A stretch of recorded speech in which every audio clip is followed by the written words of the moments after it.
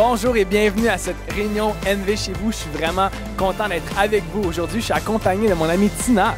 Allô Hugo, ça va? Ça va super, toi? Oui, ça va. Good. Comme Hugo a dit, on est vraiment content de vous avoir aujourd'hui parmi nous. Mais moi, je veux vraiment savoir qu'est-ce que vous avez fait cette semaine pendant la semaine de relâche. Ouais. Hugo, toi, qu'est-ce que tu as fait? Tranquille cette semaine, j'ai quand même travaillé, donc plutôt tranquille, mais on a pris des marches avec mon épouse. On s'est occupé du chat aussi, vraiment tranquille. Et OK. toi? Ben même chose. Est-ce que tu t'as promené ton chat? Non, on n'a pas promené notre chat en laisse. On OK. n'est pas rendu là. OK, parfait, c'est bon. C'est bon à savoir, c'est bon à savoir. Donc oui, écrivez dans le chat tout ce que vous avez fait. C'est vraiment, on aime savoir, on est curieux. Et puis, on veut sympathiser avec tous les parents qui ont travaillé durant la semaine de relâche et qui ont eu des enfants à s'occuper à la maison. Vraiment, dure tâche. On pense à vous vraiment. Chapeau, honnêtement, vous êtes des héros. Et puis, si vous nous regardez pour les premières fois ce matin, on veut vraiment vous souhaiter la bienvenue. On est heureux que vous ayez choisi d'être avec nous aujourd'hui. Si vous avez des questions sur la foi, sur l'Église, sur Jésus, que vous souhaitez grandir spirituellement, écrivez à bienvenue@commercialnouvellevie.com. Ça va nous faire plaisir de vous répondre pour vous aider dans votre cheminement. Aujourd'hui, on va vraiment continuer la série de Feu Catharsis avec Pasteur Claude. Honnêtement, c'est une série vraiment incroyable. Yes. Puis tu sais, on veut que vous sachiez qu'on est en direct en ce moment sur 3 plateformes. Facebook, YouTube et live.nouvellevie.com. Exactement. Donc, suivez-nous en direct.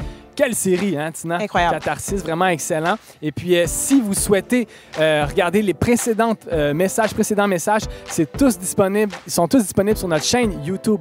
Donc, allez regarder ça, vraiment. Et puis, on va expliquer vite fait à quoi ressemble une séquence de réunion Nouvelle Vie chez vous. On commence toujours par une portion chant et musique. Vraiment, on veut célébrer ce matin ce que Dieu a fait, ce qu'il est pour nous.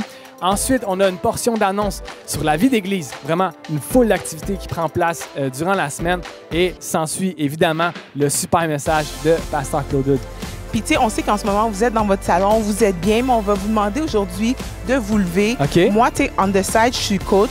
Hugo, Ah, tu t'es savais. coach? Oui, exact. OK. Je suis coach. Qu'est-ce qu'on fait pour se réveiller, là? Ben, là, on va vraiment faire quelques exercices. Alors, OK, je je te demande suis. de vous lever, être en famille. On se va lève. commencer par les épaules. OK, Paul. Tu relaxes. Tu sais, on peut quand même Hey. bouger. Hey. Oh, Hey. Hugo. OK, t'inquiète. Moi, j'ai du sang latino, hein? Mais c'est ça, là. Oh. On fait des mouvements. Après, OK. on prend le bras. Le bras. On OK, fait tout le monde des ensemble? rondades. Dans votre salon, Exactement. dans votre cuisine, let's go, on bouge. Après, on recule On recule, comme ça. avec le bras. OK, Tina. Je vois que t'aimes trop danser, là, comme Ouais, si... ouais, je suis wow, plus, OK. j'ai envie de danser On va aujourd'hui, là. continuer. On va continuer side Tu to vas pas nous faire side. faire des burpees, quand même? Non, c'est ça. Je vais pas abuser. Pas de burpees aujourd'hui. OK. Peut-être la semaine prochaine. Qui sait? Mais en ce moment, vraiment... Mais je on- pense qu'on est réchauffé là. Exact, ouais. Je pense qu'à la maison, ils sont prêts. Moi, je Exact. me sens réchauffé. Je suis prêt à embarquer dans la louange. Et puis vraiment, on veut vous dire, d'abord et avant tout, Nouvelle Vie, on pense à vous. On vous aime. On prie pour vous. On est avec vous dans cette période. Et puis, on a tellement hâte de vous retrouver. Vraiment, on a Vraiment. tellement hâte de vous retrouver. Et puis, sur ce, on vous souhaite vraiment une excellente réunion. Bonne réunion, tout le monde. Yes. Bon matin, Nouvelle Vie. On va vous inviter à célébrer, à chanter et à louer avec nous. Hey!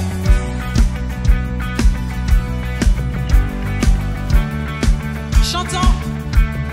Dieu créateur, Dieu de miracles, redonne vie, redonne espoir.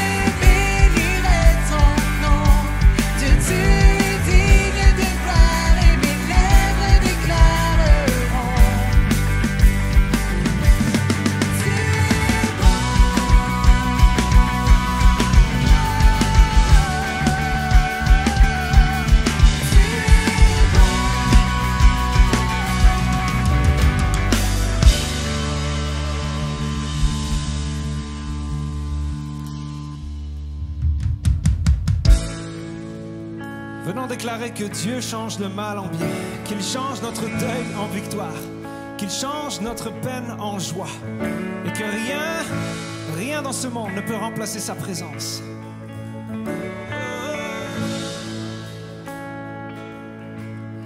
J'ai sondé le monde,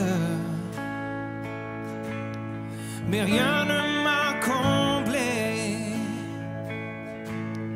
Les gloires vaines, les trésors ternis n'ont jamais suffi.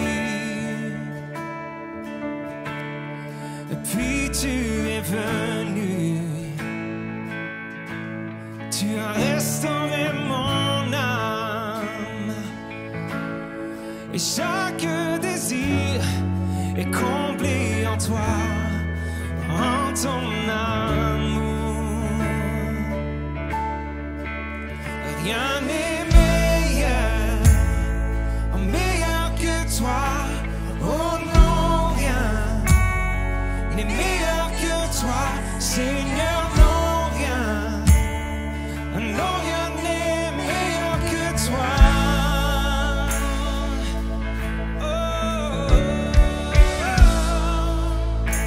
Chantons ensemble. Je viens sans t'exposer mes faiblesses, mes plus grands échecs. Dieu, tu les connais, mais tu me tends la main. Et tu es le Dieu des montagnes, tu es le Dieu des vallées. Pourquoi me cacher ta grâce infinie? Saurais me trouver, déclarer. Rien n'est meilleur que toi. Oh non, rien n'est meilleur que toi, Seigneur. Non, rien, oh non, rien n'est meilleur que toi. Proclame-le à ton âme. Rien n'est meilleur que toi. Oh non, rien n'est meilleur que toi, Seigneur. Non, rien n'est meilleur que toi.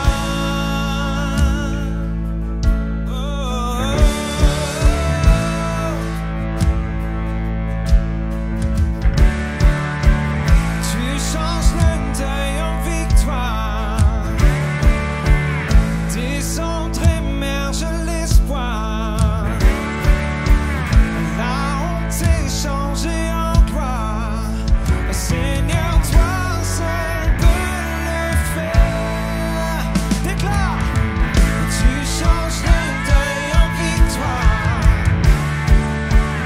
tes cendres émergent l'espoir. La honte est changée en gloire. Seigneur, toi seul peux le faire. De la mort jaillit la vie, par ta voix les eaux revivent. Dans les flammes s'ouvre un chemin. Seigneur, toi seul peux le faire. Seigneur, toi seul peux le faire. Rien n'est meilleur que toi. Oh non, rien n'est meilleur que toi, Seigneur. Non, rien n'est meilleur que toi. Proclame-le. Rien n'est meilleur que toi. Oh non, rien n'est meilleur que toi, Seigneur.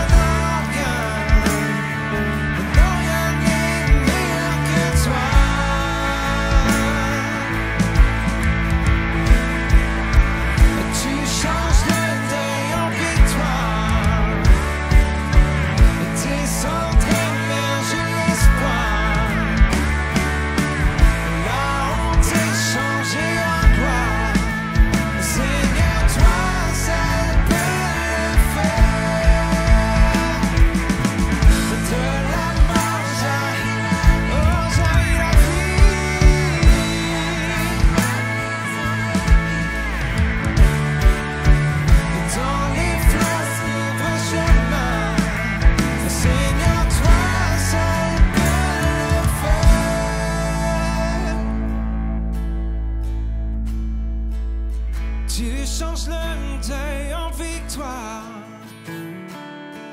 descendre, émerge l'espoir. La honte est changée en gloire.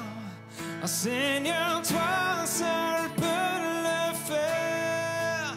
Seigneur, toi seul peux le faire. Seigneur, toi seul peux le faire.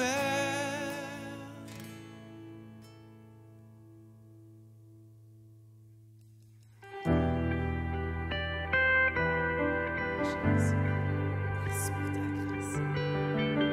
Merci pour tout ce que tu fais, pour qui tu es. Sois élevé, Jésus. Sois élevé, Seigneur.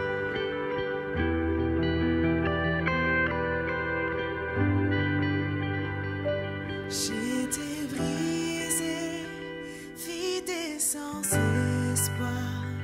Ta grâce m'a trouvé, m'a restauré.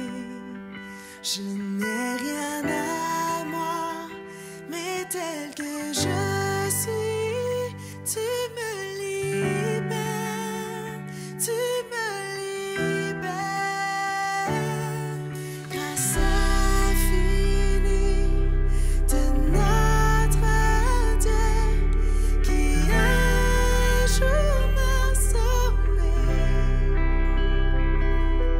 J'allais errant de lieu en lieu quand tu m'as retrouvé. Et maintenant je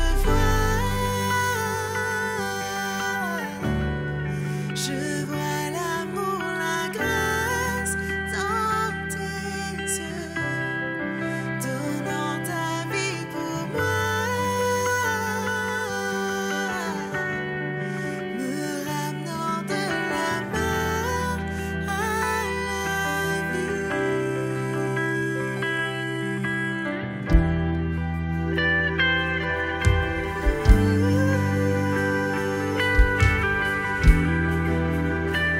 En chantant ça, tu prends nos échecs.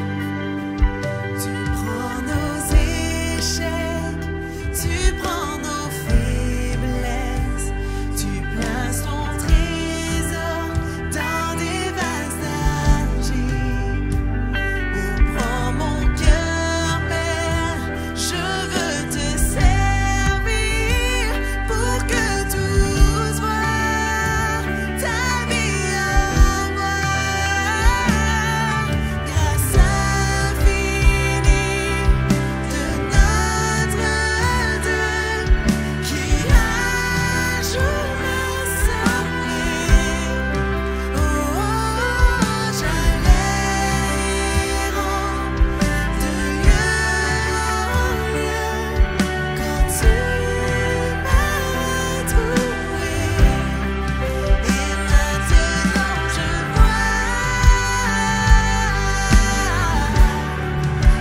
vois l'amour, la grâce dans tes yeux, donnant ta vie pour moi, me ramenant de la mort à la vie.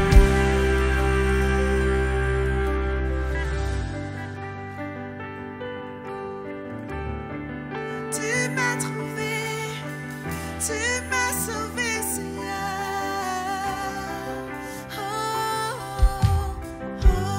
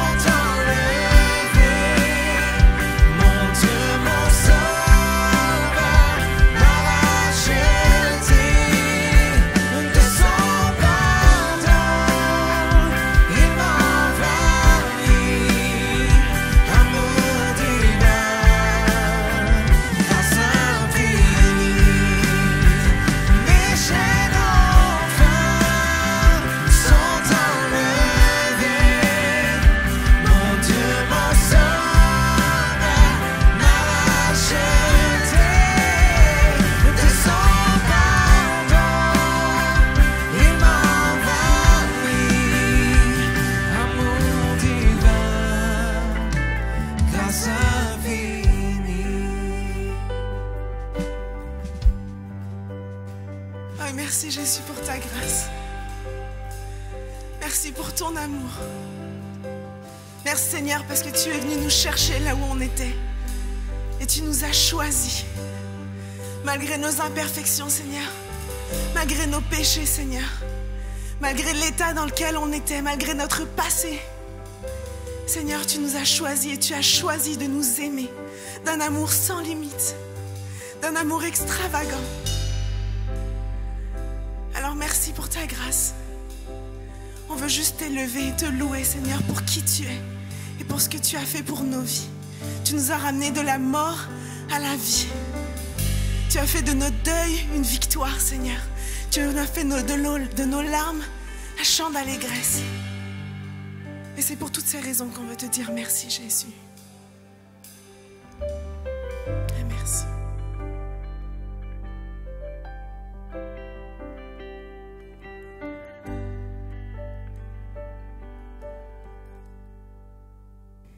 Merci à toute l'équipe Worship pour ce merveilleux temps de louange. Nous sommes dimanche le 7 mars, la veille de la journée de la femme. Alors, je voudrais profiter de l'occasion pour souhaiter une merveilleuse journée, peut-être un peu à l'avance, mais une merveilleuse journée à toutes les femmes. Je veux vous rappeler que vous êtes précieuses, vous êtes aimées, vous êtes importantes pour Dieu et vous êtes importantes pour l'Église Nouvelle Vie. D'ailleurs, je profite aussi de l'occasion pour remercier Pasteur Claude et toute l'équipe de l'Église Nouvelle Vie qui appuie les femmes et qui appuie nos projets. Alors, merci beaucoup, Pasteur Claude, et merci, Église Nouvelle Vie. Nous vous offrons encore cette semaine une magnifique programmation en ligne. Je vous invite à vous connecter ce mercredi à 19h pour notre réunion de mi-semaine. Cette semaine, c'est Pasteur Thomas Dieng qui va nous apporter la parole. Le titre de son message, c'est « Es-tu dans la bonne direction ?» Et cette réunion-là va commencer avec un magnifique temps de louange. Quoi de mieux que s'arrêter durant la semaine, prendre une pause pour être rafraîchi dans notre âme. Je vous invite aussi à suivre les cafés matinaux avec Pasteur Claude les lundis, mercredis et vendredis dès 6 heures le matin. Si vous n'avez pas encore regardé les cafés matinaux, je vous invite à vraiment vous joindre à nous parce que nous avons un nouveau concept, un nouveau décor. Ensemble, nous allons étudier avec Pasteur Claude les 4 évangiles chapitre par chapitre. Et c'est un moment à ne pas manquer. Quoi de mieux que de prier la parole de Dieu et d'étudier la parole de Dieu avant de commencer sa journée ou peut-être même avant de terminer sa journée. Alors, suivez les cafés matinaux avec Pasteur Claude et partagez avec vos contacts afin que tous ensemble, nous puissions être édifiés par la parole de Dieu. Cette période pandémique affecte tous les pays du monde. Toutefois, un pays comme Haïti est particulièrement touché lors de la pandémie. Au moment où l'on se parle, Haïti est aux prises avec une crise sociopolitique hors du commun. Le taux de kidnapping et de meurtre est en hausse. Le coût des produits alimentaires a monté en flèche. Nouvelle Vie a toujours été impliquée en Haïti, mais durant la pandémie, nous voulons faire encore plus. C'est pourquoi, dans les 2 prochaines semaines, nous enverrons un conteneur rempli de denrées non périssables, de médicaments et toutes sortes de produits qui peuvent aider les gens en Haïti. Alors, je profite de l'occasion pour remercier Sonia Massot, notre directrice des missions, qui dirige ces projets de main de maître. Merci, Sonia, pour la femme que tu es. Merci pour ta passion et ta détermination. Alors, juste avant de se laisser, nous allons regarder un court vidéo nous montrant l'impact de Mission Nouvelle Vie à travers le monde. Quand moi, j'avais 15 ans, j'étais assise dans mon salon. Je venais juste de me convertir, j'avais donné ma vie à Christ et j'étais en train de lire un magazine. Et il parlait des enfants qui sont vendus comme esclaves sexuels, tout ça. Je me suis mis à pleurer puis à pleurer. Puis j'ai tombé à genoux, commencé à prier pour eux. Et Saint-Esprit est vraiment venu me parler à mon cœur, me dit un jour tu vas te lever, tu vas aller vers eux.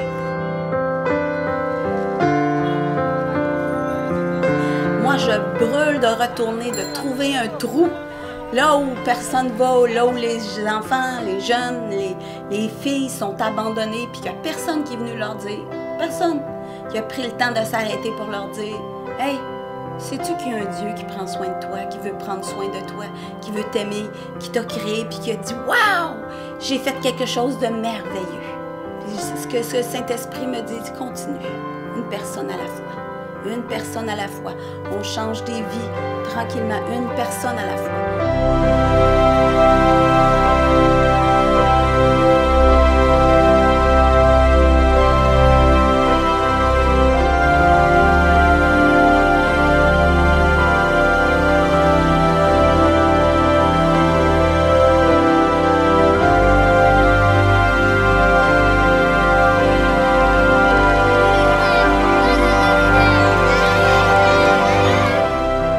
Moi, je suis toujours emballée par les projets que Dieu me met devant moi. Des fois, je suis un peu, je dis, ben là, comment je vais faire ça? Moi, je suis une petite blonde, puis c'est tout, là. Mais Dieu, je vous dis, Dieu se sert de n'importe qui si on est juste disposé à dire, me voici. Alors, Mission Nouvelle Vie, c'est ça. On est au service de Dieu pour son œuvre dans les pays les plus reculés, dans les endroits les plus désespérés. On va être là.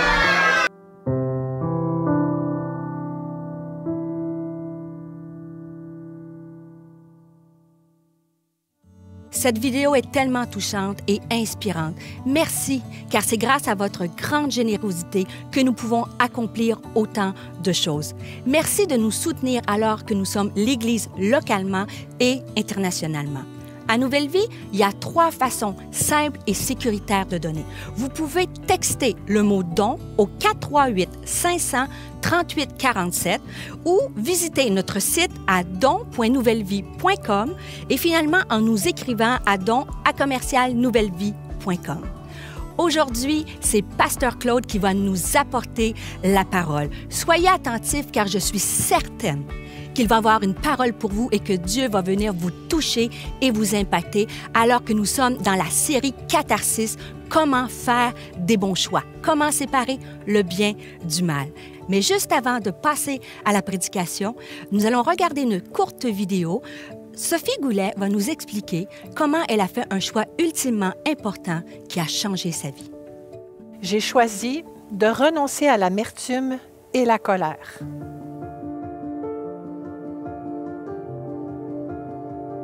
Quelques années après avoir connu le Seigneur, j'ai eu dans mon cœur de faire quelque chose pour Dieu.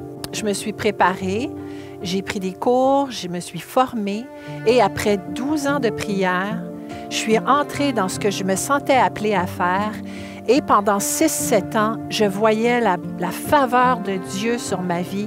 Il y a des choses là, qui s'ouvraient comme ça. C'est comme si je voyais les choses arriver devant moi. C'était incroyable. Et puis, au bout de ces années-là, tout s'est effondré à l'intérieur d'une année à cause de circonstances qui étaient complètement hors de mon contrôle, dont une rumeur qui a commencé à courir, qui a fait beaucoup de mal. Et j'avais une ouverture, puis finalement, il y a quelqu'un qui s'est faufilé puis qui a pris la place. Je me suis retrouvée brisée, déçue, j'avais des questionnements. Bien, pourquoi, Seigneur, eux autres, ils l'ont facile, puis moi, tout s'effondre? Qu'est-ce que j'ai fait? J'avais un gros sentiment d'échec et je me sentais coupable. Je me disais, il y a sûrement quelque chose que j'ai fait, puis j'avais tendance à me comparer puis à dire, bien, je suis pas pire qu'une, je suis pas pire que l'autre. Pourquoi, moi, ça m'est arrivé, ça? C'était vraiment difficile. J'étais habitée par un grand sentiment d'injustice et je choisissais de rester dans cet état-là parce que je voulais que ça revienne, parce que je voulais pas relâcher. Je me suis ramassée avec beaucoup de colère et d'amertume. Il y avait un malaise intérieur qui m'habitait et je me disais, j'aime pas ça être comme ça, j'aime pas ça être comme ça. Et à un moment donné, j'ai fait un choix qui s'est exprimé par une prière et qui a été déterminant pour moi. J'ai crié au Seigneur puis j'ai dit, Seigneur, je ne suis pas attachée à toi à cause de ce que je fais pour toi. Mais je suis attachée à toi à cause de qui tu es.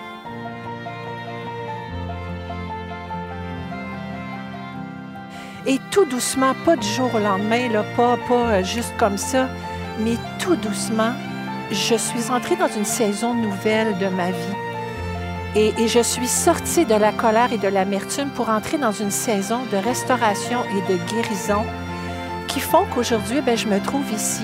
Je suis capable de célébrer avec les gens qui réussissent, de me réjouir sincèrement et de vous raconter cette histoire-là.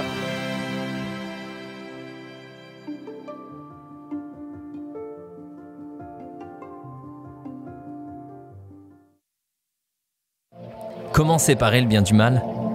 Tout commence par un choix. Devant le choix de ne croire qu'en lui ou en Dieu, l'homme a choisi. Et tout a changé, le plongeant dans un océan de confusion. Comment choisir? Accepter ou refuser? Continuer ou abandonner? Se relever ou rester à terre?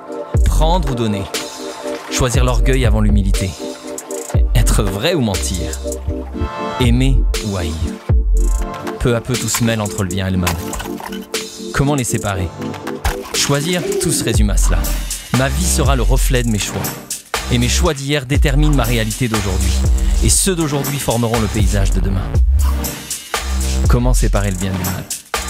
Tout commence par un choix. Catharsis.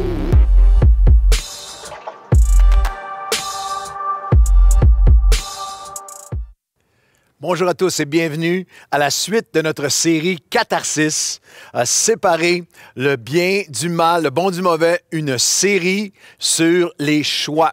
Je suis tellement encouragé, tellement béni de tous les, de beaucoup de courriels que nous recevons de gens qui font des choix, qui décident de faire des choix de vie. J'ai lu des témoignages déjà dans les dernières quelques semaines de choix face à la consommation, face à des dépendances, des choix relationnels, des choix de pardon, des choix extraordinaires. Et je crois que c'est seulement le commencement. Je suis aussi enthousiaste, je suis heureux de donner une parole d'encouragement alors qu'il y a des zones qui commencent à s'ouvrir pour Nouvelle Vie, les zones oranges. Alors, nous allons pouvoir reprendre en présentiel très bientôt dans les zones oranges.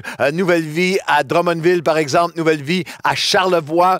Suivez bien sur nos réseaux sociaux, sur votre propre page Facebook, l'hebdo du samedi matin, alors qu'on va vous donner toutes les directions. Mais nous revenons en présentiel, en zone orange et bientôt sur tous nos sites. Nous en sommes convaincus. Lorsqu'on parle de Catharsis, c'est une série sur les choix. Si on regarde quelques définitions qui sont devant nous, une série sur les choix. Catharsis du grec ancien, c'est la purification, la séparation du bon du mauvais. Du bien du mal. C'est l'action correspondant à choisir afin de nettoyer. Nos choix nous permettent de nettoyer, de purifier, de guérir, de libérer et de grandir. C'est notre vision, c'est notre mission pour cette prochaine année. Notre vision, c'est de vous aider, vous équiper, vous enseigner, tous ensemble, afin qu'on puisse faire de meilleurs choix pour moins de regrets. De meilleurs choix dans nos vies va toujours résulter en moins de regrets. Nous voulons faire des meilleurs choix parce que nous sommes aujourd'hui le résultat, la somme de tous nos choix d'hier. Et toutefois, c'est important de se rappeler que même si on a eu des bons choix hier qui nous ont amenés jusqu'à aujourd'hui, nos bons choix d'hier ne nous protègent pas des conséquences de mauvais choix que nous ferions aujourd'hui. On peut avoir fait pendant plusieurs décennies de notre vie de bons choix, mais encore aujourd'hui, faire les choix est un mode de vie qui doit être repris aujourd'hui. C'est pour ça qu'on regarde à 3 dynamiques. On apprend ensemble ces 3 dynamiques bibliques. Apprendre lorsqu'on fait des choix dans toutes les sphères de nos vies, entendre la voix de Dieu qui dit « Arrête-toi, apprends et agis ». Arrête-toi lorsque tu as des décisions et choix à faire. Apprends et agis. Dans Deutéronome, chapitre 30, et le verset 19, « Arrête-toi, apprends et agis. » Dieu parle et il dit, « J'en prends aujourd'hui à témoin le ciel et la terre. Je mets devant toi la vie et la mort, la bénédiction et la malédiction. » Ça, c'est du « arrête-toi », c'est sérieux, c'est important. Il y a tellement qui va en découler. Choisis la vie afin que tu vives, pour aimer ton Dieu, pour apprendre, arrête-toi et apprends, pour apprendre à obéir à sa voix et pour t'attacher à lui. Ça, c'est l'action, ça, c'est agir. Je m'arrête, j'apprends et je vais m'attacher, je vais agir, car de cela dépend ta vie. De ce processus de décision, de cet appel de décision. Et en Dieu, il nous donne le pouvoir. Il nous donne la capacité de faire les bons choix. Dieu dit, ce n'est pas au-dessus de tes forces. C'est un texte magnifique dans le Deutéronome qu'on vient de lire. Connaissez-vous les versets précédents? Dieu dit, ce commandement que je te prescris, aujourd'hui n'est certainement pas au-dessus de tes forces. C'est pas hors de portée. Il n'est pas dans le ciel pour que tu dises qui montera pour nous au ciel et nous l'ira le chercher, qui nous le fera entendre afin que nous le mettions en pratique si on regarde la suite. Il n'est pas de l'autre côté de la mer pour que tu dises qui passera de l'autre côté afin qu'on puisse le mettre en pratique. C'est une chose. Au contraire, la capacité de faire des choix, de choisir aujourd'hui, Dieu dit, c'est une chose au contraire qui est tout près de toi, dans ta bouche, dans ton cœur, afin que tu la mettes en pratique. C'est tout près de toi. Le commandement, ce n'est pas une suggestion, ce n'est pas une option de faire des choix dans la vie du croyant. L'absence, la négligence, la procrastination, remettre à plus tard, de faire certains choix de nos vies est toxique et destructif. Dieu dit aujourd'hui, tu vois, il y a un commandement de faire des choix et ce commandement-là, il n'est pas au-dessus de tes forces. En fait, ce passage du Deutéronome se reflète partout à travers la parole de Dieu, même jusque dans le Nouveau Testament. Prenez la référence en note dans 1 Corinthiens 10, 11 à 13, l'apôtre Paul relie l'Ancien et le Nouveau Testament dans cet appel à faire des choix qui n'est pas au-dessus de nos forces. Il dit les choses dans 1 Corinthiens 10, 11 à 13, les choses de l'Ancien Testament sont arrivées pour nous servir d'exemple à nous qui vivrons, qui sommes parvenus à la fin des siècles. Paul l'appliquait à lui-même, mais nous, jusqu'à nous, prophétiquement, à la fin des siècles. Ainsi donc, avec celui qui croit, que celui qui se croit debout prenne garde de tomber. Sois alerte, tu vas toujours avoir à faire des choix. Aucune tentation, vous pouvez écrire dans le chat, aucune. Aucune tentation ne sera au-delà de vos forces et Dieu qui est fidèle ne permettra pas que tu sois tenté au-delà de tes forces. Pour chaque tentation, il va préparer un moyen d'en sortir. Et le moyen, c'est nos choix. C'est pour ça que Dieu dit dans le Deutéronome qu'on a lu, c'est pas au-dessus de tes forces, c'est près de toi, c'est près de ton cœur, c'est près de ta bouche. Je peux faire des choix aujourd'hui et mes choix les plus privés vont avoir éventuellement, immanquablement, des répercussions publiques. Mes choix vont toujours avoir une conséquence directe, non seulement pour moi-même. Je ne fais jamais des choix seul. Je fais toujours des choix qui influencent les gens autour de moi. Et mes choix spirituels sur cette terre vont avoir une conséquence éternelle. Les choix que je vais faire sur cette terre aujourd'hui vont déterminer si je vais être avec Dieu ou séparé de Dieu pour l'éternité. Dans quel état est-ce que je vais me présenter lorsque chaque être humain va se présenter devant Dieu? C'est l'ampleur de nos choix, même pas seulement pour notre vie sur cette terre, mais dans l'éternité. Nos choix vont déterminer notre qualité de vie, la mesure de paix qu'on va vivre, la mesure d'accomplissement, d'épanouissement. L'empreinte, tes choix vont déterminer l'empreinte que nous allons laisser sur les gens autour de nous. Nos choix sont le volant, sont le gouvernail de nos vies. Nous écrivons l'histoire de notre vie un choix à la fois. Et Dieu dit, ce n'est pas au-dessus de tes forces. Dieu dit, c'est lui qui est venu vers nous pour nous rendre capables de faire les bons choix. Vous avez vu, remarquez ce que dans Deutéronome, il dit, ce n'est pas dans le ciel pour que tu dises qui montera au ciel, ce n'est pas de l'autre côté de la mer. Il fait référence ici à leur pensée dans la mythologie des temps anciens, était remplie de cette notion que c'est un homme-dieu qui doit monter au ciel. Et Dieu dit non, c'est moi qui est venu vers vous. C'est moi qui est venu vers vous. Et pour nous, en Christ, c'est Christ qui est descendu vers nous et qui nous rend capables de faire les choix. Ce n'est pas de l'autre côté de la mer. Encore une fois, une référence à la mythologie de leur époque où il y avait ce héros. La mer était comme un infranchissable. Et qui va être le héros, l'élite?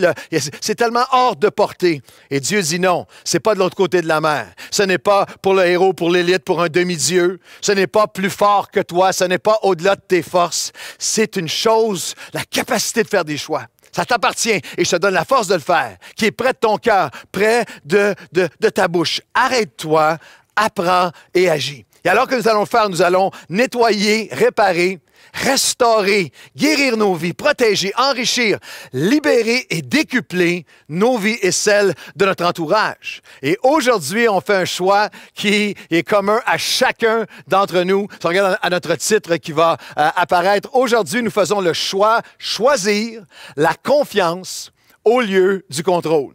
Choisir la confiance au lieu du contrôle. Et deux pensées puissantes qui, j'espère, vont s'imprimer dans ton cœur. Dieu peut faire tellement plus quand tu lui fais confiance que lorsque tu essaies de tout contrôler. Dieu peut faire infiniment plus que lorsque tu lui fais confiance que lorsque tu essaies de tout contrôler. Et la deuxième, tu n'as pas le pouvoir de tout contrôler, mais tu as le pouvoir de tout lui confier. Tu n'as pas le pouvoir de tout contrôler, mais tu as le pouvoir de tout lui confier. Alors, on fait un petit sondage maison, nouvelle vie. Levez la main à la maison. Si vous êtes en train de l'écouter seulement, vous êtes dans le métro, dans l'autobus, dans votre voiture. Il ne faut pas lever les mains, mais discrètement, là où vous êtes, à main levée, là où vous êtes. Combien d'entre vous diraient que dans certains aspects de ma vie, j'aimerais ou j'aime avoir le contrôle? Main levée. J'aime avoir, il faut que je le confesse, j'aime avoir le contrôle. Si vous avez le goût de lever la main de la personne à côté de vous, dans votre salon, c'est à vous que s'adresse ce message. Prenez des notes. Vous êtes le control freak, vous êtes le contrôleur en chef. Chacun de nous avons des enjeux de contrôle. On voit ça dans les milieux de travail, les personnes qui, faut que ça soit fait comme moi, je le fais, ma méthode, touche pas à ça, laisse faire ça. On l'a toujours fait comme ça. Ceux qui ont de la difficulté à déléguer, il faut que ça soit moi qui le fasse, contrôle. Et je commence à te le déléguer, tu le fais pas à mon goût, je le reprends. Contrôle au travail, enjeu de contrôle à la maison. Si vous êtes marié, c'est une des grandes joies, c'est une des épices de la vie mariée, une des choses qui rend la vie mariée si palpitante et intéressante, c'est que mari et femme ont chacun leur sphère où c'est important pour eux d'avoir le contrôle, leurs enjeux de contrôle. Et habituellement, la majorité des couples, c'est facile pour nous de considérer que mes enjeux de contrôle sont logiques. Mes enjeux de contrôle sont logiques et normaux et rationnels. Et les enjeux de contrôle de mon épouse sont bizarres et irrationnels. Lorsqu'on s'est mariés, Chantal et moi, il y a 34 ans, et là, vous pouvez essayer de me psychanalyser, mais moi, j'avais un enjeu de contrôle. Je déteste manquer. Il n'y a aucune raison pour qu'on manque de quoi que ce soit. Dans ma maison, c'est devenu rapidement le principe des 4 bouteilles de Coke Diet. On n'est pas riche, mais on est capable de s'acheter 4 grosses bouteilles de Coke Diet. Et lorsqu'il y en a 2 qui sont écoulées, t'en achètes 2 autres parce qu'il n'y a aucune raison de manquer de quoi que ce soit. C'était mon enjeu. Chantal a vraiment une dynamique de contrôle pour ce qui est important pour elle. Par exemple, pour la maison. Chantal, pour mon épouse, entrer, marcher avec des souliers dans la maison, c'est un péché capital. C'est majeur. Sa maison doit être impeccable. Et moi, bien que j'aime voir la maison si belle et toujours impeccable et tout ça, pour moi, ce n'est pas nécessaire que je ne dois pas absolument contrôler tout dans notre maison, mais je veux contrôler tout le reste. Mon ami, le pasteur Marc Lecomte, que vous connaissez bien, a un enjeu de contrôle très grave au niveau de la conduite au volant. Moi, par exemple, j'ai eu 2 accrochages dans ma vie il y a 30 ans. Je conduis bien, j'ai pas d'accident, j'ai rien. Mais pasteur Marc, en auto à côté de moi, maintenant, c'est tellement rendu quelque chose que je connais que si on voyage ensemble, je le laisse conduire. Et il est presque le genre qui va conduire à ta place. Il y a un enjeu de contrôle. Peut-être que ce message va l'amener à sa délivrance. Alors, dans le chat, écrivez, allez donc inscrire quel est votre enjeu de contrôle. Est-ce que c'est la télécommande? Est-ce que c'est l'argent, le budget, les dépenses, votre page Facebook? Qui et combien de personnes like vos parutions, vos posts? Est-ce que c'est le contrôle de ton image, ton apparence, ta réputation au travail, ta réputation avec tes amis, ta réputation spirituelle, ton image? Est-ce que c'est ton poids? Est-ce que c'est tes cheveux ou la disparition graduelle de tes rides, ton look? Est-ce que c'est le contrôle de ton argent, tes enfants, tes amis, ton futur, ton titre, ton ministère? C'est quoi ton enjeu de contrôle? On va regarder un texte ensemble qui est un des plus connus de toute la Bible par beaucoup de chrétiens, un des plus puissants, mais aussi un des plus difficiles à vivre au quotidien dans la dynamique de choisir la confiance au lieu du contrôle. C'est le Proverbe 3, versets 5 à 7. « Confie-toi en l'Éternel de tout ton cœur. Ne t'appuie pas sur ta sagesse. Reconnais-le dans toutes tes voies, et il aplanira tes sentiers. Ne sois pas sage à tes propres yeux. Crains l'Éternel et détourne-toi du mal. » C'est tellement puissant que ce soit la première fois ou la 10 millième fois que vous entendez ou lisez ce verset, ce passage biblique si riche. Est-ce que je peux vous défier à dire avec moi, « Seigneur, peux-tu m'aider vraiment à vivre, à mettre en pratique ces choix de confiance au lieu du contrôle à laquelle tu m'appelles dans ta parole. Confiance, cette dynamique de confiance, de me confier, pas en moi-même, mais à l'Éternel, de tout mon cœur, dans toutes mes voies. Dites-le à voix haute si vous êtes à l'aise de le faire. Faire confiance à Dieu dans toutes mes voies, de tout mon cœur. Faire confiance à Dieu dans toutes mes voies, de tout mon cœur. Faire le choix de relâcher entre ses mains, de lâcher prise. Le choix de lui remettre mes enjeux, toutes mes voies, mes insécurités, mes offenses, mes blessures, mes ambitions, mes orgueils, mes échéanciers. De lui remettre, de résister au contrôle. Ne t'appuie pas sur ta sagesse, sur ce que toi tu veux contrôler, ton contrôle, tes préférences, tes standards, tes plans, tes ambitions, tes attentes, tes échéanciers, tes demandes. Est-ce que ça va être moi qui va tracer, aplanir le chemin de mes sentiers, essayer de le contrôler, ou est-ce que je vais laisser Dieu diriger mes sentiers, ne pas être sage à mes propres yeux, me détourner du mal? Catharsis, séparer le bien du mal.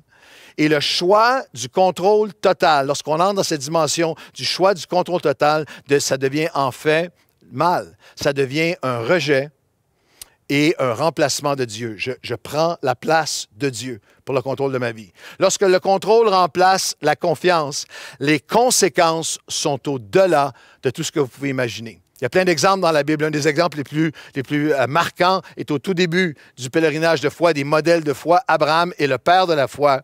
Et pourtant, il est capable de grande confiance. On a Abraham dans un grand geste de confiance, dans un cœur de confiance, quitte Ur en Chaldée, suit l'appel de Dieu. Mais il a une sphère, il a une zone dans sa vie, un enjeu de contrôle. Dieu lui a fait une promesse, tu vas être un père, tu vas avoir des enfants, toi et ton épouse Sarah. Et alors que les années passent et que la promesse ne s'accomplit pas, il y a tout ce combat en lui, cet enjeu de confiance. Et on se retrouve à un moment où ils vont transférer, un moment où le contrôle va remplacer la confiance. Et les conséquences sont dévastatrices. Sarai, la femme d'Abraham, ne lui avait pas donné d'enfant. Elle avait une servante égyptienne nommée Agar. Et Sarai dit à Abraham, « Voici l'Éternel m'a rendu stérile. Viens, je te prie, vers ma servante. Peut-être aurai-je par elle des enfants. » Et Abraham écouta la voix de Sarai. C'est cette dynamique malsaine où le délai amène une pression et où nous sommes dans cette dynamique où le retard selon nos échéanciers avec Dieu est maintenant considéré comme un rejet, comme un refus. Elle blâme Dieu simplement pour un retard. C'est une bonne question. Est-ce que tu fais confiance à Dieu seulement s'il respecte ton agenda? Et c'est une tentation pour chacun d'entre nous. Alors que le retard a pris place, Sarah va penser l'inimaginable. Elle va aller vers la servante. Elle va pousser son mari à aller vers la servante.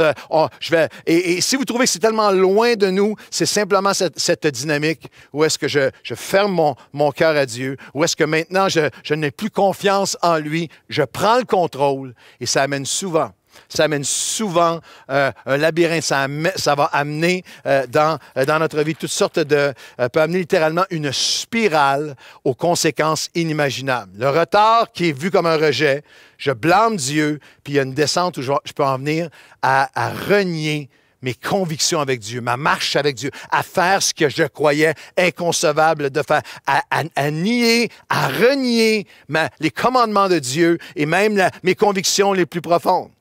Ça peut être un chrétien qui commence ou qui recommence à consommer. Il y a une étape qui mène à une autre et il n'a plus, et là, il n'a plus confiance en Dieu. Essaie de contrôler. Un couple qui veut tout trop vite et qui s'enlise dans les dettes, la fraude, qui ment.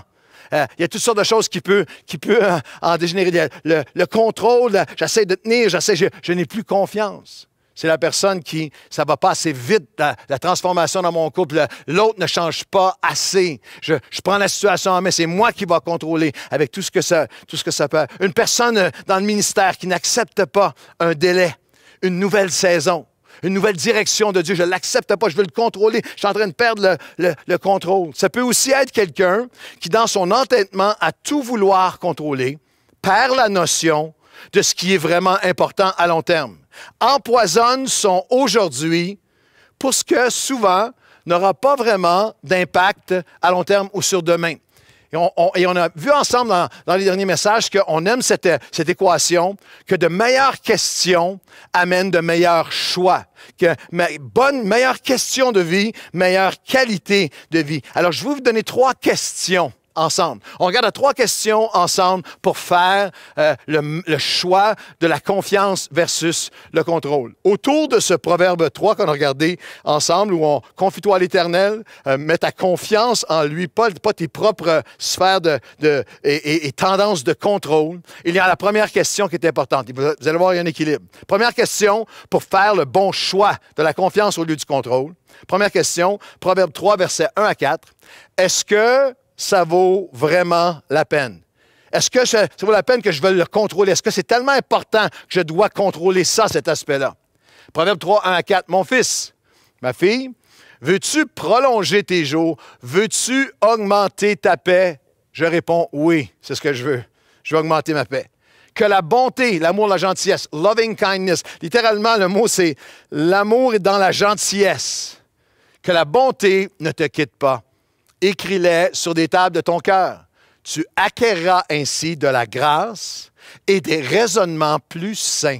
Meilleure perspective, meilleur raisonnement devant Dieu et devant les hommes. Est-ce que je m'empoisonne la vie et celle des autres en m'entêtant à essayer de contrôler ce qui, en fait, n'en vaut pas la peine, ce qui va ne sera pas de conséquences à long terme? Est-ce que j'empoisonne l'atmosphère autour de moi à essayer de contrôler toutes sortes de choses qui sont de moindre importance? C'est la longueur des cheveux de mes ados, c'est son look, c'est son habillement, c'est sa chambre qui est défaite, c'est des miettes dans ma voiture, c'est toutes sortes de trucs et de choses. Question, vas-tu prolonger et augmenter ta paix? Est-ce que c'est tellement grave que ça vaut que j'en perde ma gentillesse, que j'en perde ma grâce? Est-ce que je réalise que je peux être bon dans mes convictions devant Dieu? Le principe est bon, mais mauvais dans mes communications, dans mon contrôle devant les hommes. Je suis en train d'empoisonner la situation pour des choses qui sont de moins d'importance. Est-ce que je suis prêt à réaliser que mes résolutions spirituelles, qui peuvent être bonnes en elles-mêmes, doivent être accompagnées de raisonnements sains, de communication saine, de le prendre en perspective? Jusqu'à quel point est-ce que c'est si important? Est-ce que je suis tellement accro au contrôle que je ne peux plus acquérir la grâce dans mon cœur? Je suis en train d'obséder sur quelque chose qui n'est pas d'importance. Est-ce que je suis désespéré à contrôler ce que je devrais décider de confier? Je vous l'amène en perspective de leadership en tant que pasteur de l'Église Nouvelle Vie maintenant. Notre Église avec plusieurs milliers de personnes et 6 différents sites avec toutes les autres choses dont je suis responsable, tous les sites, toutes les réunions, la joie, le privilège de siéger avec d'autres sur plus d'une centaine d'églises et de titulaires de l'aide d'accréditation d'église, de l'Association chrétienne pour la francophonie, la joie, le privilège de travailler avec d'autres à l'Institut de théologie pour la francophonie, tout ce qu'il peut y avoir autour. Est-ce que vous ne croyez pas qu'il y a des choses que j'aimerais qui s'améliorent tout de suite? Est-ce que je ne vois pas des choses que j'aimerais qui soient faites différemment? Je dois au quotidien choisir ce que je dois corriger et ce que je dois confier, que je dois relâcher. Choisir ce en quoi je dois être tolérant avec ce qui ne vaut pas la peine et être tenace avec ce qui est prioritaire. Et c'est un choix de leadership. Mais en leadership, dans ton entreprise, dans ton travail, dans ton ministère en leadership, tu peux avoir le contrôle total ou la croissance, pas les deux. Si tu veux avoir la croissance, tu ne peux pas penser que tu vas avoir le contrôle total sur tout. Dans nos relations, vous pouvez avoir, dans nos relations, vous pouvez avoir de l'harmonie, de l'intimité, du bonheur, de la joie dans votre famille, dans vos relations, ou le contrôle total, pas les deux. Si tu cherches le contrôle total, tu vas perdre le reste. Avec vos enfants et ados, vous pouvez avoir de la paix, de bonnes valeurs que vous inculquez. Vous pouvez avoir une belle relation malgré toutes les tempêtes de la vie, ou le contrôle total, pas les deux. Alors la question, c'est est-ce que ça vaut la peine que je m'énerve de polluer l'atmosphère, de me choquer, de bouder, de répéter, de radoter, de crier pour quelque chose qui va être de moindre importance à long terme? C'est une première question importante. Est-ce que plusieurs d'entre vous en ce moment, une des choses que Dieu veut vous amener à réaliser, c'est toutes les choses des choses qui sont de tellement moins d'importance que tu essaies de contrôler que tu dois maintenant relâcher.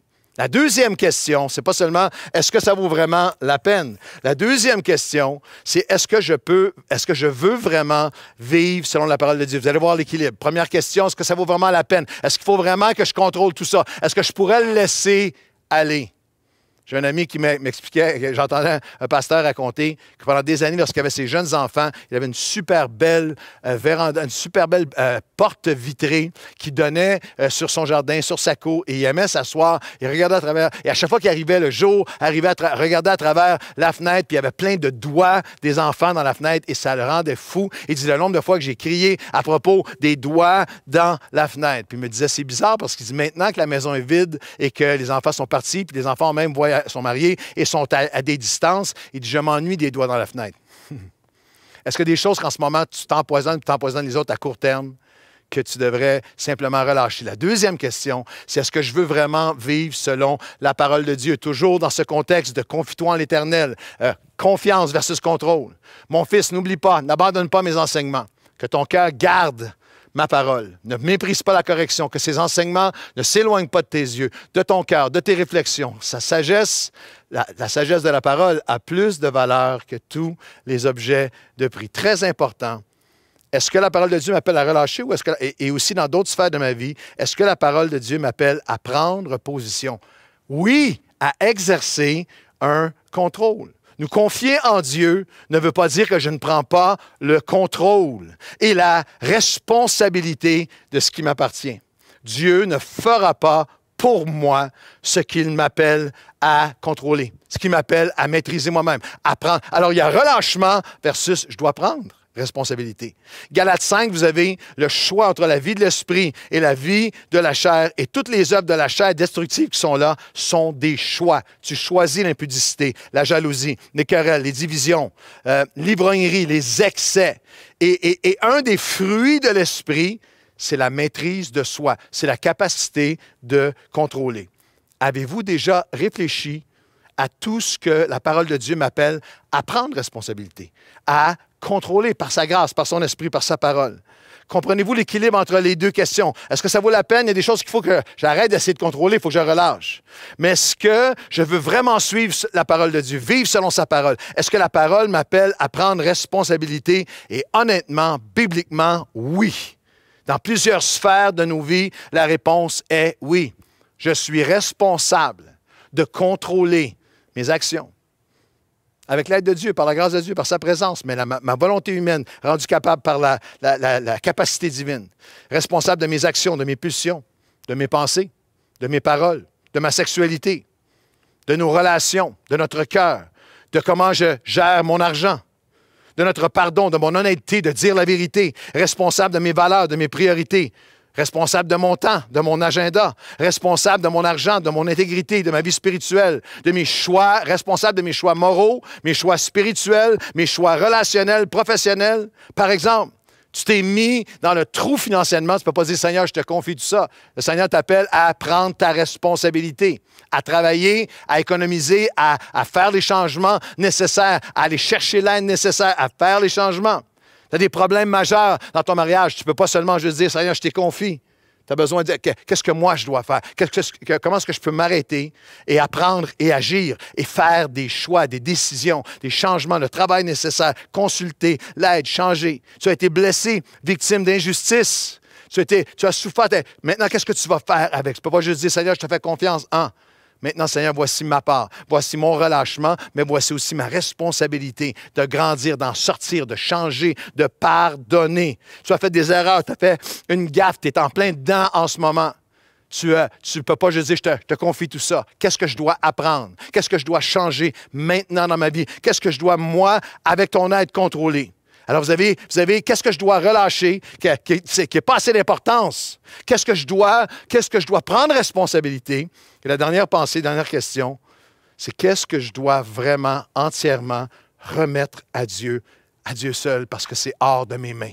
C'est hors de mes sphères de contrôle. Est-ce que cette situation est pour Dieu seul? Est-ce que je vais vraiment lui confier, lui faire confiance, lui remettre le contrôle de tout ce qui appartient à Dieu et à Dieu seul? Est-ce que je vais confier à l'Éternel de tout mon cœur, le déposer, le porter à ses pieds, ne pas m'appuyer sur ma propre sagesse, je lui fais confiance. Le rechercher dans toutes mes voies, ne pas être sage à mes propres yeux, me détourner du mal. N'oublie pas, Dieu peut faire infiniment plus quand tu lui fais confiance que lorsque tu essaies de tout contrôler. Tu n'as pas le pouvoir de tout contrôler, mais tu as le pouvoir de tout lui confier.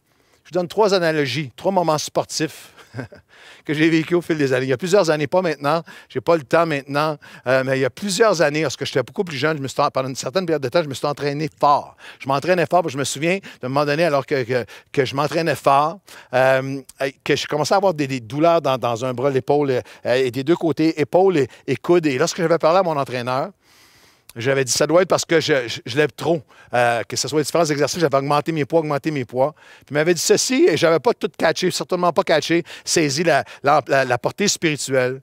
Mais il m'avait dit, non, c'est très clair, ce n'est pas le poids qui t'a fait mal, c'est parce que tu tiens les choses trop serrées. Deuxième vignette sportive. Un pro de golf. J'ai pris quelques leçons de golf. C'est évident, je n'en ai pas pris assez.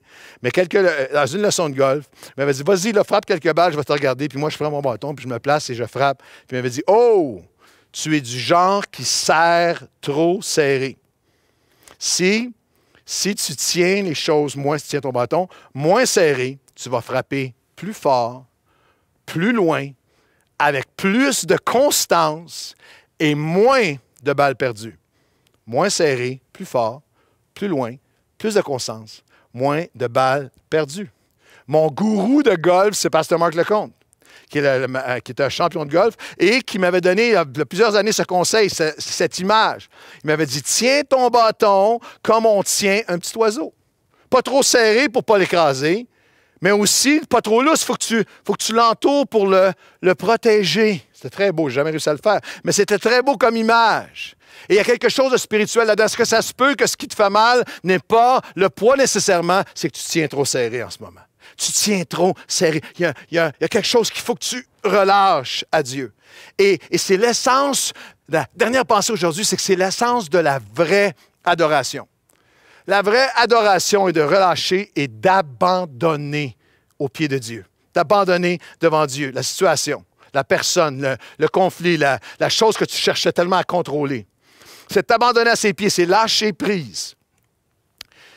Adorer Dieu, c'est bien au-delà de chanter, c'est de la louange et de la connaissance de la parole de Dieu.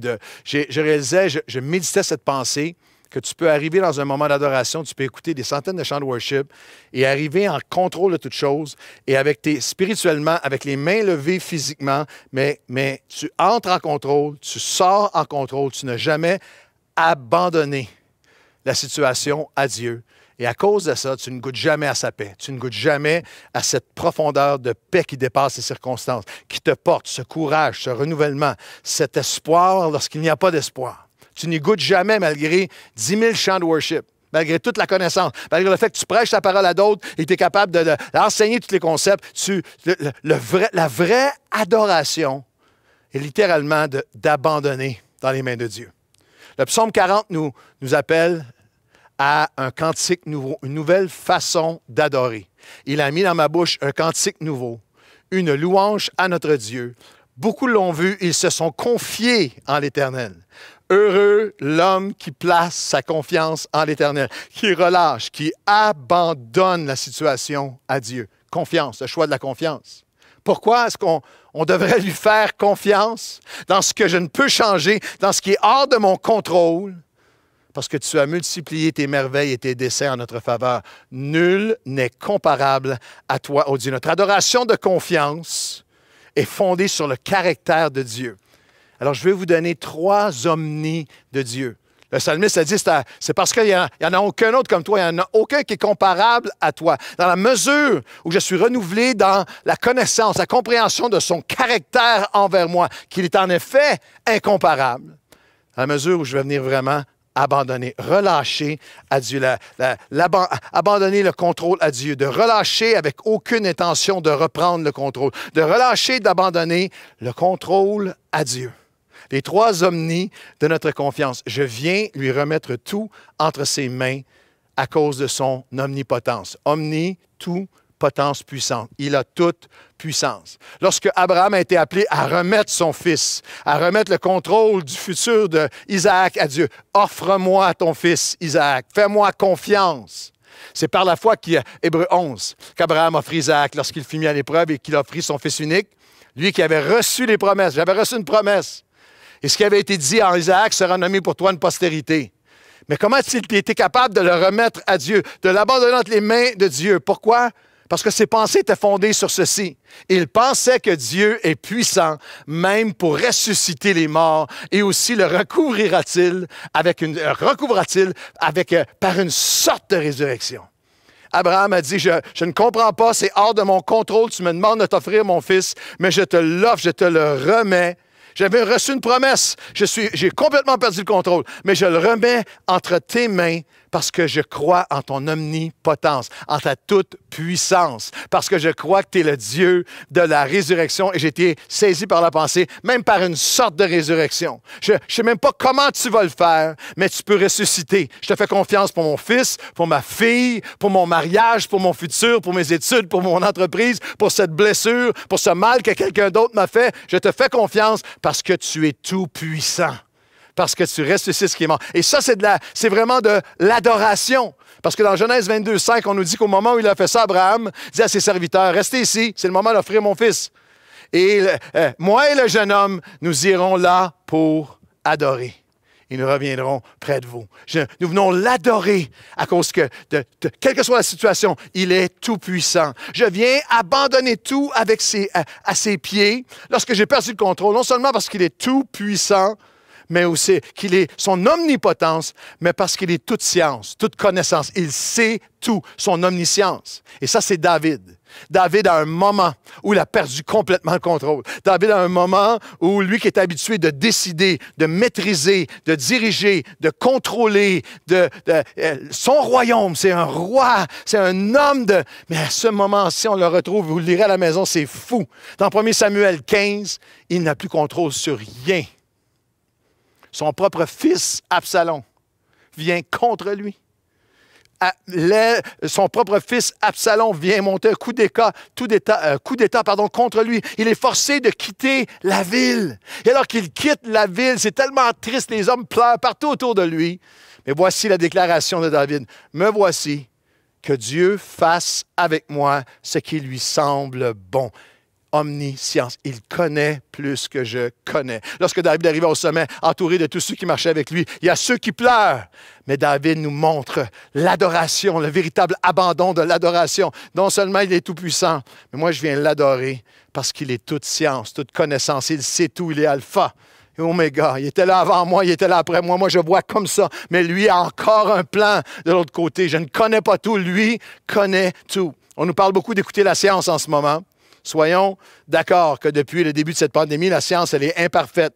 Elle est limitée, certains diraient parfois contradictoire. Nous nous fions à la science avec toutes ses limites. Mais il y a la science de Dieu, la connaissance de Dieu. Dieu sait tout de toi, de ta vie, ton passé, ton futur, tes carences qui te blessent, tes enfants, tes petits-enfants, ta carrière, ton ministère. Alors je viens et je l'adore. Je viens me prosterner avec Abraham parce qu'il est tout puissant. Je viens me prosterner avec adoration, avec David, l'homme selon le cœur de Dieu.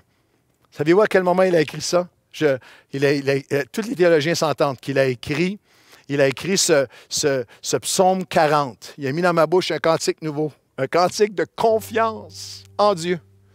Je vais mettre ma confiance en toi parce que tu as multiplié tes merveilles et tes desseins à ce moment précis de sa vie où il avait perdu tout contrôle, où Absalom se fond sur lui. Je m'en remets à lui, il fera avec moi ce qui lui semble bon. Et troisièmement et dernièrement, l'abandon et l'adoration de notre confiance, son omniprésence, son omniscience, sa toute connaissance, son omnipotence, sa toute puissance et son omniprésence, toute sa présence en tout lieu, en tout temps. Hébreu nous dit, voilà pourquoi on vient l'adorer, avec abandon. Parce que Dieu à lui-même a dit, je ne te délaisserai pas, je ne t'abandonnerai pas. Et lorsque ça dit, car Dieu lui-même a dit, ça fait référence à un texte de l'Ancien Testament. Lorsqu'on regarde ensemble au texte suivant, dans le Deutéronome, c'est Josué maintenant, dans un moment où il est hors contrôle. Josué, alors qu'il avait perdu ses repères, ses modes de fonctionnement, il a tous ses ancrages, tout ce qu'il a connu. Moïse, qui était son pilier, qui maintenant, c'est une saison de transition. Son poste, ses fonctions, tout en ce moment, là, il fait face aux murailles de Jéricho, que Dieu le destinait à renverser, mais alors qu'il n'y a plus de Moïse avec lui, alors qu'il n'y a plus rien de pareil, alors qu'il se sent peut-être plus seul qu'il ne s'est jamais senti seul, hors de contrôle. Voici, le Seigneur lui dit, fortifie-toi et ayez du courage. Ne craignez pas, ne soyez pas effrayés devant eux, car l'Éternel, ton Dieu, marchera lui-même avec toi. C'est le texte hébreu qu'on vient de lire, il ne te délaisse, Dieu a dit lui-même, il ne te délaissera pas, il ne t'abandonnera pas. Et dans le texte 3 fois, Dieu a dit, je ne te laisserai pas, je ne t'abandonnerai pas, je suis derrière toi, je suis avec toi, je suis devant toi. 3 fois, derrière toi, avec toi et devant toi. Et aujourd'hui, je veux dire à quelqu'un qui a besoin de l'entendre alors que j'arrive à la fin du message. Écoute-moi bien. Même dans nos pires mauvais choix, même dans les pires mauvais choix que nous avons faits, où en ce moment, j'ai perdu contrôle sur la situation à cause de mauvais choix que j'ai faits, voici le désir de Dieu pour toi. Dernier verset de la matinée ensemble. Josué 5. Comme Josué était près de Jéricho, il leva les yeux et regarda. Et voici, un homme se tenait debout devant lui, son épée à la main, qui lui dit, ça c'est une théophanie, une christophanie, c'est Jésus lui-même qui apparaît dans l'Ancien Testament, annonçant qu'il ne nous quitte jamais, qu'il est toujours là, il ne te quittera pas, il ne t'abandonnera pas, il est là avec toi. Je suis le chef de l'armée de l'Éternel, j'arrive maintenant. Et Josué tomba le visage contre terre et se prosterna pour l'adorer. La dernière pensée du message, le verset suivant, dans Ézéchiel, chapitre 18. Voici le choix, pourquoi je fais le choix de la confiance et pourquoi tu dois le faire. Voici ce que Dieu veut que tu saches et que tu entendes, alors que peut-être en ce moment, tu as fait dans une saison où tu as fait des mauvais choix et en ce moment, tu souffres et d'autres souffrent de tes choix. Ne t'endurcis pas, ne t'éloigne pas, n'essaye pas de contrôler toutes choses. Arrête-toi un moment. Dieu dit, si celui qui avait choisi ce qui est mal se repent de ses fautes, s'il arrête pour apprendre mes commandements, qu'il choisit de pratiquer ce qui est droit, il vivra.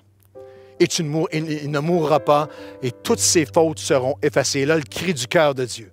Ce que je désire, est-ce que c'est que celui qui avait choisi le mal se détruise, dit l'Éternel? Non. N'est-ce pas qu'il fasse les bons choix, qu'il change de conduite et qu'il vive? Et aujourd'hui, Seigneur, nous nous offrons à toi. Même dans nos pires choix, pour celui ou celle au bout de ce message, de l'autre côté de ce message en ce moment, qui entend ma voix, qui est dans les conséquences de ces pires choix, qui essaie de contrôler, est-ce que je vais être capable, je ne contrôle plus rien. Nous le remettons entre tes mains maintenant. Ton désir est toujours, malgré les pires choix, dans ta grâce de nous restaurer, de nous rebâtir. Est-ce que mon désir est que celui qui avait les mauvais choix se détruise? Non. C'est qu'il se repente, qu'il change de direction, qu'il s'arrête, qu'il apprenne, qu'il agisse, qu'il commence à faire des bons choix. Et alors, je le relèverai. Alors, je le restaurerai. Alors aujourd'hui, Seigneur, nous venons devant toi. Aide-nous à séparer ce qui est des choix inutiles. Est-ce qu'on doit relâcher des choses de moindre importance qu'on doit relâcher? Aide-nous aussi, Seigneur, à avoir ce sens de responsabilité sur ce qui m'appartient. C'est moi qui dois faire les choix. Aide-nous, Seigneur, à revenir à toi. Aide-nous, Seigneur, à revenir à toi, à tout remettre à tes pieds, à faire le choix de la confiance et non du contrôle. Dans le nom de Jésus, amen et amen. Joignez-vous, restez avec nous pour un moment d'adoration avec l'équipe de Nouvelle Vie Worship. Dans mes épreuves et mes labeurs, toujours suffit sa grâce. Je peux toujours, il est toujours là, compter sur sa faveur à chaque instant qui passe. Mes chaînes enfin, c'est ton chant, c'est le mien. Mes chaînes enfin sont enlevées. Mon Dieu, mon Sauveur m'a racheté. De son pardon, il m'envahit. Amour divin, grâce infinie. Faites les bons choix. Mes chaînes enfin sont enlevées. Mon Dieu, mon Sauveur m'a racheté. De son pardon, il m'a envahi. Amour divin, grâce infinie. Mes chaînes enfin sont enlevées. Mon Dieu, mon Sauveur m'a racheté. De son pardon, il m'a envahi. Amour divin, grâce infinie.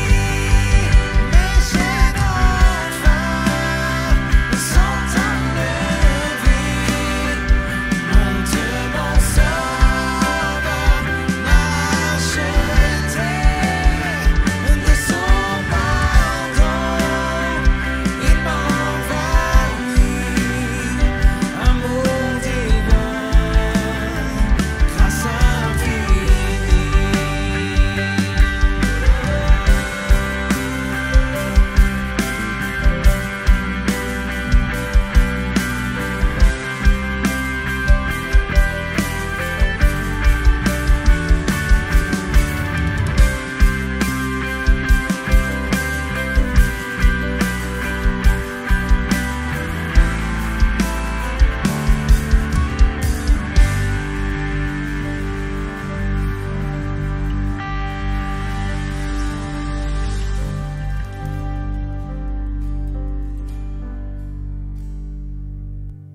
Merci tout le monde d'avoir été parmi nous. On espère vraiment que vous avez apprécié la réunion d'aujourd'hui.